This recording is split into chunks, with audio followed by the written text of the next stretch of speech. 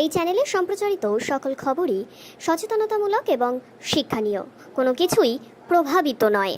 297/7 মতিলাল গুপ্ত road, Haridevpur থানা এলাকায় পাসপোর্টের জালিয়াতির মাস্টার মাইন্ড মনোজ গুপ্তার রেস্টুরেন্ট আছে। দোতলায় একটি ট্রাভেলিং এর অফিসও আছে। পুলিশ সূত্রে জানা যাচ্ছে, এই ট্রাভেলিং এজেন্সির অফিস থেকেই জাল পাসপোর্ট তৈরি করত এলাকার লোকেরা।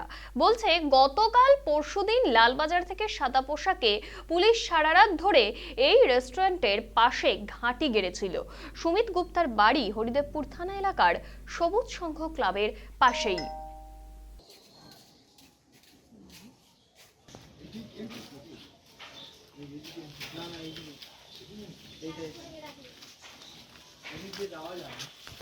কালকে কখন এসেছিল সেটা জানি না। হ্যাঁ, এই বাড়িটা কার গো?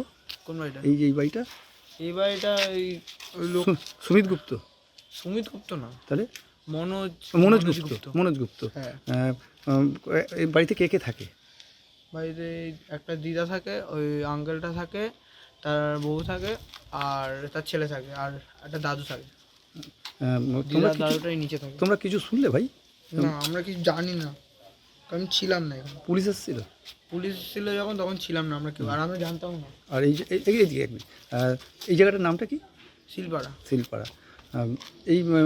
এই যে এইটা তো ঠাকুর। হ্যাঁ, এই যে ভদ্রলোক, এনাকে কোনোদিন দেখেছো? হ্যাঁ, দেখেছি অনেকবার। কখন কি আসতো? বাইরের কোনো লোকজন আসতো? বাড়িতে কোনো লোকজন আসতে দেখিনি, রাত্রিবেলা করে আসতো এখানে, গাড়ি ফাড়ি রাখতো, দেখেছি তখন রাখতো। তোমরা কতটা আতঙ্কিত যে এই যে লোকটা এরকম একটা জাল পাসপোর্ট তৈরি করতো? এই যে মনোজ গুপ্ত আপনাদের পাড়ায় থেকে এরকম একটা জাল পাসপোর্ট করতো, কি বলবেন? কতটা আতঙ্কে? দেখুন, এইখানে তো উনি করেনি, উনি অন্য জায়গায় অফিস করেছিল, সেখানে করতো। আমরা তো জানতাম না এইসব ব্যাপারে।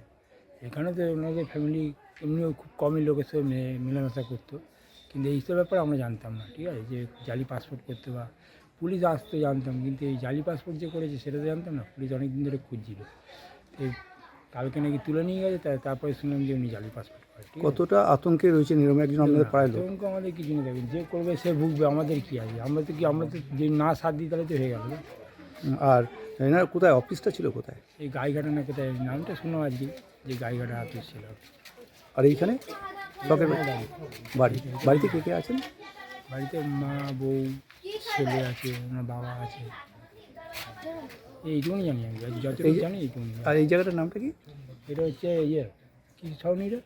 সুকান্ত সরণি। হ্যাঁ, সুকান্ত সরণি। হরিদেবপুর থানা? হ্যাঁ, আপনার নাম? সুব্রত আচার্য। আমি এই পাড়ার বাসিন্দা। এখানে ভাড়া থাকে। এরকম একজন পাসপোর্ট জালিয়াতির এরকম একজন ধরা পড়লো, কি বলবেন? আপনাদের পাশেই। কি বলবো, প্রথমে তো আমরা তো বুঝতে পারিনি যে এই লোকটা এরকম হতে পারে, সেই জন্য। আর পুলিশ আসছে তখন আমরা সবাই বুঝতে পারলাম। কখন পুলিশ এসছে? 3 দিন আগে। হ্যাঁ, 3 দিন আগে। 3 দিন আগে। ওনাকে কি এখান থেকে অ্যারেস্ট করেছে? না, এখান থেকে অ্যারেস্ট করে। এখানে কি কোন দোকানটা ওনার? ওই তো মির্চি। আর ওর ওপরে ওর ওপরে কী সব সেন্টার করেছে ওরা। সেন্টার করেছে। এখানে কি লোকজন প্রচুর আসতো? হ্যাঁ। এটা কতটা আপনার ভয়ঙ্কর লাগছে? বাংলাদেশ থেকে বিভিন্ন জঙ্গিদের পাসপোর্ট করে দিত এবং এখানেই তারা আসতো। কতটা আমরা এখানে কতটা আতঙ্কে রয়েছে? না, সেরকম আমাদের যে এলাকাটা তো সেরকম না, আর লোকে বুঝতেও পারেনি, এরকম চুপচাপ কাজ করে। এখানে প্রচুর লোকজন আসতো, রাত্রি করে আসতো 12টার পর, 11টার পর, তখন তো ফাঁকা, শীতকাল। আর এটা কোন থানা? এটা কোন থানা থাকবে? কোন থানা এলাকা? এটা যে হরিদেবপুর থানা। আর এই জায়গাটার নামটা কি? কুমোরপাড়া। আর আপনার নাম? বিজয় মান্না।